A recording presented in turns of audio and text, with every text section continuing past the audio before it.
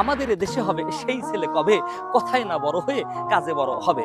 কথা কম কাজ বেশি, এই জাতীয় মানুষকে আমরা সবাই ভালোবাসি।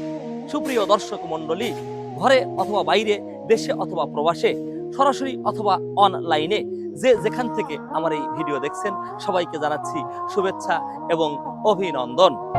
কথায় আছে, দুষ্ট লোকের মিষ্টি কথা, মুখে সদাই হাসি, এদের কথার জালে ধরা পড়ে সহজ সরল জগৎবাসী। কখনো এরা সর্বগাসী, আবার কখনো এদের কথার ফাঁদে পা দিয়ে সবকিছু হারিয়ে আমরা নয়ন জলে ভাসি।